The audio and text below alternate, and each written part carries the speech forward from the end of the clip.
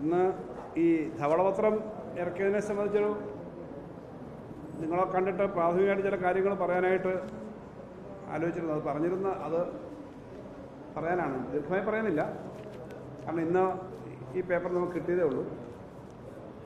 അത് നോക്കിയിട്ട് വിശദമായിട്ടുള്ള കുറിപ്പ് പിന്നാലെ തരാം. നിങ്ങളും കണ്ടിന്യൂസ് ആയിട്ടിരിക്കുന്നതുകൊണ്ട് ഭക്ഷണം കഴിച്ചിട്ടില്ല വല്ലോ എന്നുള്ളത് അറിയാം. അതുകൊണ്ട് ചുരുക്കി ഞാൻ അവസാനിപ്പിക്കാം. ഇനി ധവളപത്രം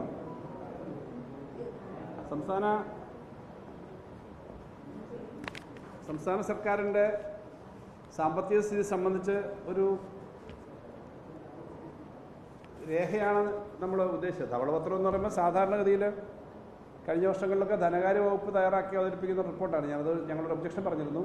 പിന്നെ അതൊരു കമ്മിറ്റി വെച്ചു. കമ്മിറ്റിയെ പറ്റിയൊക്കെ ഞങ്ങൾക്ക് അതിനകത്തുള്ള ആളുകളെ പറ്റിയൊക്കെ അവർ നല്ല ഈ രംഗത്ത് പണ്ഡിതന്മാരാണ്. പക്ഷേ ധനകാര്യ വകുപ്പ് അവതരിപ്പിച്ചായിരുന്നു മുമ്പൊക്കെയുള്ള ധവളപത്രങ്ങൾ. അപ്പോൾ ഇന്ന് ധവളപത്രം അങ്ങനല്ല വന്നു. ഇപ്പം കേരളത്തിലെ ഫിസിക്കൽ ഹെൽത്തിനെ സംബന്ധിച്ചൊരു സ്റ്റാറ്റസ് റിപ്പോർട്ട് എന്നതിലെല്ലാം വന്നേക്കുന്നു.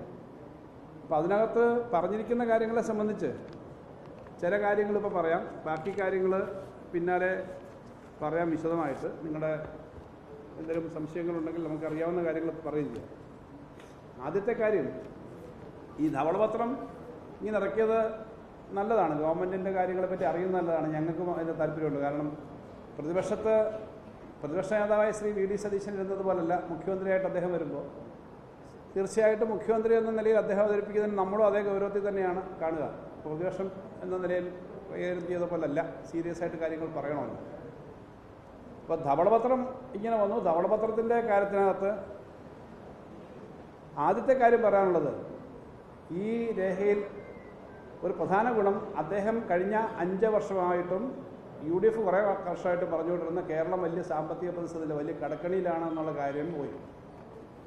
അദ്ദേഹം കഴിഞ്ഞ വർഷം നിങ്ങളോട് പറഞ്ഞ പത്രസമ്മേളനത്തിലെ വാർത്തയാണിത്. 6 ലക്ഷം കോടിയാണ് കേരളത്തിൻ്റെ കടം എന്നാണല്ലോ അദ്ദേഹം പറഞ്ഞുകൊണ്ടിരുന്നത്. അപ്പോൾ അന്ന് ഞാൻ ഇതുപോലെ മന്ത്രി എന്ന നിലയിൽ ബഡ്ജറ്റ് അവതരിപ്പിച്ചപ്പം കഴിഞ്ഞ വർഷം അതിനൊക്കെ വർഷമൊക്കെ 6 ലക്ഷം കോടിയൊന്നുമില്ല, 4,80,000 കോടിയാണ് വരിക എന്ന് പറഞ്ഞപ്പോൾ അങ്ങനൊന്നും അല്ല, ഇതൊക്കെ എനിക്കറിയാം എന്നാണല്ലോ പറഞ്ഞുകൊണ്ടിരുന്നത്.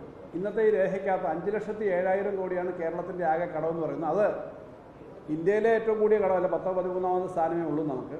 അപ്പോൾ ഞങ്ങൾ പറഞ്ഞിരുന്നത് ശരിയാണ് എന്ന് വരാൻ ഒരു കാര്യമായി. കാരണം ഇപ്പോൾ വരെയുള്ള കടം നോക്കുമ്പോഴാണ് 5,07,000 കോടി. ഞാൻ പറഞ്ഞ 4,88,000 കോടി ഉണ്ടായിരുന്നുള്ളത്. നേരത്തെ ഞങ്ങൾ പറഞ്ഞ കാര്യം ഒന്നുകൂടി വസ്തുതയാണ് എന്നും അദ്ദേഹം പറഞ്ഞിരുന്ന കാര്യം ശരിയല്ല എന്നും തെളിയിക്കുന്ന കാര്യങ്ങളാണ്. ഇതിനിപ്പോൾ ഒരു കാര്യം കൂടിയുണ്ട്. അദ്ദേഹം നിരന്തരമായി പറഞ്ഞുകൊണ്ടിരുന്നത്, ഇപ്പം ഞാൻ എപ്പോഴും പറയുമ്പോൾ നിങ്ങളോടെയും പറഞ്ഞിട്ടുണ്ട്, ഞാൻ ഒരിക്കലും ഇത്തരം കാര്യങ്ങൾ നമ്മുടെ രേഖകളിലുള്ള കാര്യം കള്ളം പറയാൻ പറ്റില്ല എന്നുള്ളത് കൊണ്ട് കേരളത്തിന് കുറച്ച് ബാധ്യത നിൽക്കുന്നുണ്ട്. അതേതാ, പ്രധാനമായിട്ടും DAR അരിയേഴ്സ് ആണെന്ന് കഴിഞ്ഞ ബഡ്ജറ്റ് അവതരിപ്പിക്കുമ്പോഴും ഞാൻ പറഞ്ഞിട്ടുണ്ട്. അതെല്ലാം കൂടി നമുക്കൊരു 40,000 കോടി, DA അരിയേഴ്സും DR അരിയേഴ്സും മറ്റെല്ലാം കൂടി 10-40,000 കോടിയുണ്ട്. അങ്ങനെയല്ല. അദ്ദേഹം നിയമസഭയിൽ പറഞ്ഞു, പത്രസമ്മേളനത്തിൽ പറഞ്ഞു, മാതൃഭൂമി റിപ്പോർട്ട് ചെയ്ത പേജാണ് ഇതിലുള്ളത്, എല്ലാ പത്രവും റിപ്പോർട്ട് ചെയ്തതാണ്. 1 ലക്ഷം കോടിയിലധികം സർക്കാർ ഉദ്യോഗസ്ഥന്മാർക്ക് കൊടുക്കാനുണ്ടെന്ന് അദ്ദേഹം പറഞ്ഞു.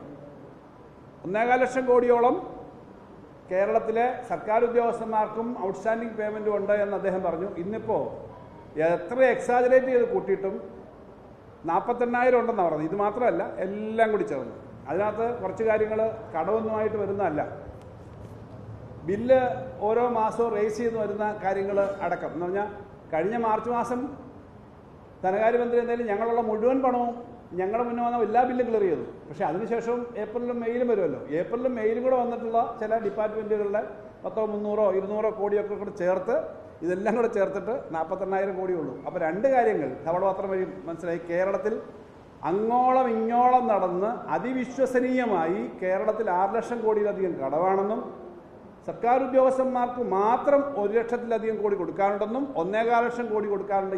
ഇതെല്ലാം കൂടി ചേർന്ന് പറഞ്ഞത് ശുദ്ധ തെറ്റായ കാര്യമാണ്. ജനങ്ങളെ തെറ്റിദ്ധരിപ്പിച്ച് ഇടതുപക്ഷ ജനാധിപത്യ മുന്നണി ഗവൺമെൻറ്റിനെതിരെ പറഞ്ഞ ആ നുണ അത് തെറ്റിപ്പോയി എന്ന് ഇപ്പോൾ രേഖയിലുണ്ട്. ഇറക്കിയ ഈ ധവളപത്രത്തിൻ്റെ പുസ്തകത്തിലുണ്ട്. അദ്ദേഹവും അത് പറയണം. ഇവിടെ വന്നിട്ട് അടുത്ത ന്യായങ്ങളാണല്ലോ പറയുന്നത്, അത് പറയേണ്ടതാണ്. അപ്പോൾ അതിനകത്ത് ഈ വസ്തുത പുറത്തു വന്നു എന്നുള്ളതാണ് പ്രധാനപ്പെട്ട കാര്യം. ഈ ധവളപത്രത്തിനകത്ത് ഞാൻ ആദ്യം പറഞ്ഞു, ഇത് ഞങ്ങൾ പറഞ്ഞ ഒരു കാര്യം അവിടെ പറഞ്ഞത്, ഇപ്പോൾ ഇതിനകത്തെ ഡീറ്റെയിൽസ് എല്ലാം പുറത്താർക്കും കൊടുക്കാൻ പാടില്ല.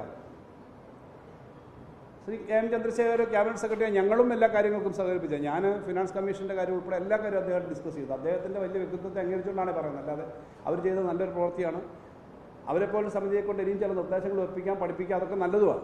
കാരണം അത് നല്ല ആളുകളാണ്. പക്ഷേ നാളെ ഇതേപോലൊരു ഗവൺമെൻറ്, ഏത് ഗവൺമെൻറ് ആയിക്കോട്ടെ, കേരളത്തിൻ്റെ ഖജനാവിനകത്തെ മാസം തോറുമുള്ള ദിവസം തോറുമുള്ള സീക്രട്ട് കാര്യങ്ങളെല്ലാം കൂടി പുറത്തു കൊടുക്കാൻ പാടില്ല. അതൊരു രഹസ്യ സ്വഭാവമുണ്ട്. കാരണം നമ്മുടെ പേയ്മെൻറ്റും നമുക്ക് വരവും ചെലവും മനസ്സിലാക്കി പുറത്തുള്ള ആൾക്ക് ഇടപെടാൻ പറ്റുകയാണെങ്കിൽ നമ്മുടെ പേയ്മെൻറ്റിനെ ഡീസ്റ്റെബിലൈസ് ചെയ്യാം. അതിനകത്ത് ഇടപെടാം. അതുകൊണ്ടാണ് അങ്ങനെ കൊടുക്കരുത് എന്ന് നമ്മൾ പറയുന്നത്. ഏതായാലും ഇങ്ങനൊരു ധനകാര്യ കമ്മീഷൻ, ഇങ്ങനൊരു ഒരു ഒരു ഒരു എക്സ്പെർട്ട് കമ്മിറ്റി വന്നല്ലോ, അവരെ കൊണ്ട് ഇവിടെ മാത്രം അവസാനിപ്പിക്കരുത്. ഇപ്പോൾ പറഞ്ഞേക്കുന്ന 5 ഗ്യാരണ്ടികളുണ്ട്. അതിനത്ര ചിലവ് വരും, അതെങ്ങനെ കൊടുക്കും, എങ്ങനെയാണ് അതിൻ്റെ സോഴ്സ് എന്നുള്ള കാര്യം കൂടി ഇവരെ കൊണ്ട് തന്നെ പഠിപ്പിച്ചിട്ട് ഒരു റിപ്പോർട്ടൂടെ മേടിക്കണം. ഇതെന്ന് പറഞ്ഞാൽ നിലവിലുള്ള പൊസിഷനാണ്. അപ്പോൾ അത് ഒരു റിപ്പോർട്ടൂടെ അതിൻ്റെ ഭാഗമായിട്ട് വരണം. അത് വളരെ പ്രധാനമാണ്. കാരണം എത്രയാണ് കോസ്റ്റ് എന്നുള്ളത് ഇപ്പോൾ അറിഞ്ഞൂടാ. അത് കൊടുക്കേണ്ടതാണ്, കൊടുക്കാൻ പറ്റും സാമ്പത്തികമായിട്ടെന്നുള്ളതാണ് ഞാൻ മനസ്സിലാക്കുന്നത്. അപ്പോൾ അങ്ങനെ ചെയ്യണം. അപ്പോൾ ഇതാണ് ഇതിൻ്റെ കഴിഞ്ഞ കാലങ്ങളിൽ അദ്ദേഹം പറഞ്ഞത്. ഇപ്പോഴത്തെ കാര്യം ഇപ്പോഴും അദ്ദേഹം ചില കാര്യങ്ങൾ പറഞ്ഞു. ഞാനെല്ലാം കേട്ടില്ല, ചില പോയിന്റ്സ് കണ്ടു. നിയമസഭയിൽ പറഞ്ഞത് കേട്ടു. ഏറ്റവും പ്രധാന പ്രശ്നം ഇത് ധവളപത്രം തയ്യാറാക്കുമ്പോൾ അല്ലെങ്കിൽ ഫിസ്ക്കൽ കണ്ടീഷൻ തയ്യാറാക്കുമ്പോൾ സംസ്ഥാന ഗവൺമെൻറ്റിന് കിട്ടാനുള്ള പണം എന്തൊക്കെയാണ്, എന്തുകൊണ്ടാണ് ഇങ്ങനൊരു സ്ഥിതിയിലേക്ക് വന്നത് എന്ന് പറയേണ്ടതാണ്. എന്നാലേ ഈ ഒരു ഫിസ്ക്കൽ കണ്ടീഷനെ പറ്റി പറയാൻ പറ്റൂ. കേന്ദ്ര ഗവൺമെൻറ്റിലൊക്കെ ഉദ്യോഗസ്ഥന്മാരായിരുന്നവർ ചിലപ്പോൾ ഒരു പക്ഷേ ക്രിട്ടിക്കലായിട്ട് അതെല്ലാം പറയില്ല. സെൻട്രൽ ഗവൺമെൻറ്റിൻ്റെ ട്രാൻസ്ഫേഴ്സ് ഏറ്റവും കൂടുതൽ കുറഞ്ഞു എന്നുള്ളതാണ് ഏറ്റവും പ്രധാന കാര്യം. ഇതിനകത്ത് പറയാത്തൊരു കാര്യമുണ്ട്. ഞാൻ ധനകാര്യമന്ത്രിയായി വരുന്ന ആദ്യത്തെ വർഷം 33,000 കോടിയാണ് സെൻട്രൽ ഗ്രാൻറ്റ് കിട്ടിയിരുന്നത്. ലാസ്റ്റ് വർഷം അത് 7,000 കോടിയുള്ളൂ. അപ്പോൾ ഗ്രാൻറ്റുകൾ വലിയ തോതിൽ വെട്ടിക്കുറച്ച് തുടങ്ങിയ കാര്യമുണ്ട്. അപ്പോൾ ഇപ്പോൾ സെൻട്രൽ ഗവൺമെൻറ്റിൻ്റെ ഗ്രാൻറ്റുകൾ വലിയ തോതിൽ കുറഞ്ഞു. 2017 ഉമ്മൻചാണ്ടി സർക്കാരിൻ്റെ കാലത്തുണ്ടായിരുന്ന ട്രഷറിയിലുള്ള ഡെപ്പോസിറ്റ് പോലും ഇപ്പോൾ ബോറോയിങ്ങായി കണക്കാക്കി 2017 ശേഷം 2022 ശേഷം 21 ഞങ്ങൾ ചുമതലയേറ്റെടുത്തത്. 2022 ശേഷം കിഫ്ബിയും പെൻഷൻ കമ്പനി എടുത്തതെല്ലാം ഞങ്ങളുടെ ബോറോയിങ്ങിൽ പെടുത്തി. അതുകൊണ്ട് 5 വർഷം കൊണ്ട് ബോറോയിങ്ങിൽ കിട്ടേണ്ട തുക 1.25 ലക്ഷം കോടിയോളം കിട്ടിയില്ല. സെൻട്രൽ ഗവൺമെൻറ്റിൻ്റെ പോളിസിയാണ് കാരണം. രണ്ടാമത് GST വന്നതിന് ശേഷം 14% GST ആദ്യത്തെ റേറ്റ് അനുസരിച്ച് നമ്മുടെ ടാക്സ്. അത് കുറഞ്ഞ് ഇപ്പോൾ 8-9% കുറഞ്ഞ് 2-3 പ്രാവശ്യം. അപ്പോൾ അങ്ങനെ വരുമാനം കുറഞ്ഞു. അപ്പോൾ ഇതിനകത്ത് പരാമർശിച്ചിട്ടേ ഇല്ല. ശരിക്കും സംസ്ഥാന ഗവൺമെൻറ്റിൻ്റെ വരുമാനം കുറഞ്ഞത് എന്തുകൊണ്ടാണ്? ഈ ടാക്സിനകത്ത് വലിയ മാറ്റം വരുത്തിയുണ്ട്. അപ്പോൾ അത് പറഞ്ഞിട്ടില്ല, പറയേണ്ടതാണ്. കാരണം അതിനെപ്പറ്റി ജോയിൻ്റായിട്ട് ഫൈറ്റ് ചെയ്യാൻ ഞങ്ങളുമുണ്ട് ഭരണപക്ഷത്തിൻ്റെ കൂടെ. ഞങ്ങൾ അവരുടെ കൂട്ട് സഹകരിക്കാതിരിക്കുന്നവരല്ല. കേരളത്തിൻ്റെ താല്പര്യത്തിന് ഞങ്ങളുണ്ട്. അപ്പോൾ ഈ കേന്ദ്ര ഗവൺമെൻറ്റിൻ്റെ നിലപാടുകളെ സംബന്ധിച്ച് അവരുടെ ഫിസ്ക്കൽ രംഗത്ത് വന്നേക്കുന്ന മാറ്റങ്ങളെപ്പറ്റി വളരെ കൃത്യമായി പറയേണ്ടതാണ്.